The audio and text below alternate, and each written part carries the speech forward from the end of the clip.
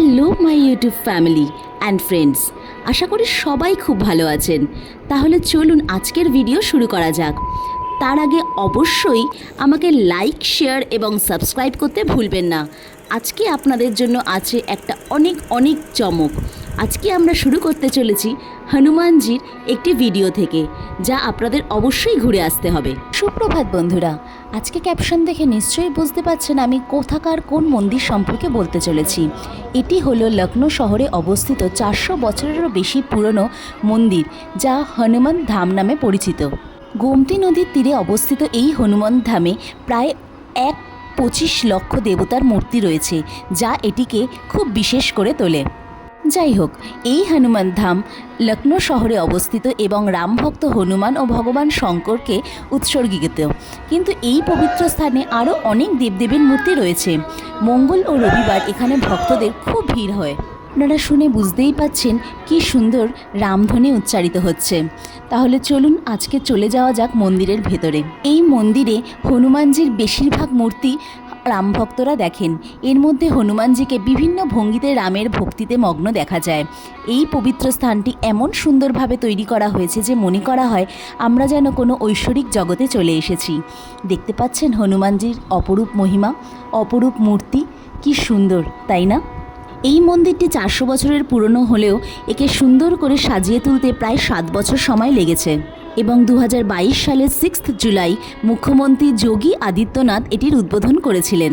এই মন্দিরের প্রবেশদ্বারটি এতটাই ছোট যে ভেতরে ঢুকলে বোঝাই যায় না যে এত বড় মন্দির আর এত সুন্দর প্রাকৃতিক দৃশ্য আমরা উপভোগ করতে পারবো। তাহলে অপেক্ষা করুন পরের পর্বের জন্য। পরের পর্বে যাওয়ার আগে অবশ্যই আমাকে লাইক, শেয়ার এবং সাবস্ক্রাইব করতে ভুলবেন না, আর ওয়ান্ডারিং চৈতার পাশে থাকবেন। চলে এসেছি হনুমান ধাম লখনৌর দ্বিতীয় এপিসোড নিয়ে। এটা বিশ্বাস করা হয় যে লখনৌ লক্ষণজি দ্বারা প্রতিষ্ঠিত হয়েছিল, আর এই শহরের প্রতিটি কোণায় ঐতিহাসিক মন্দির রয়েছে। এই প্রাচীন মন্দিরগুলোতে লোকেরা তাদের পরিবার নিয়ে দর্শন ও পুজোর জন্য আসে, আর তেমনই একটি হলো এই হনুমান ধাম। তাহলে গরমের ছুটিতে যারা লখনৌ আসার প্রোগ্রাম করছেন, বারাণসী আসার প্রোগ্রাম করছেন, তারা অবশ্যই ঢু মারতে পারেন এই মন্দিরটিতে। কথা দিচ্ছি নিরাশ হবেন না। প্রত্যেকটি মন্দিরের মতো এই ধামও খোলার সময় সকাল 8টা থেকে দুপুর 12টা পর্যন্ত এবং পরবর্তীকালে বিকেল 4টে থেকে রাত্রির 10টা পর্যন্ত। এটি লখনৌর হজরতগঞ্জে অবস্থিত, আর এখানে হনুমানজির মূর্তিটি হলো দক্ষিণমুখী। এই ধামটি প্রায় 7 বিঘা জমি জুড়ে অবস্থিত, আর এই ধামের সৌন্দর্য হলো এখানে 1,25,000 ছোট বড় হনুমানের মূর্তি স্থাপন করা হয়েছে, আর সমস্ত ভঙ্গি এবং আকৃতি আলাদা। সবচেয়ে বড় বৈশিষ্ট্যটি হলো এখানে 108 ফুট লম্বা হনুমানের মূর্তিও স্থাপন করা হয়েছে, যা পর্যটকদের আকৃষ্ট করবে।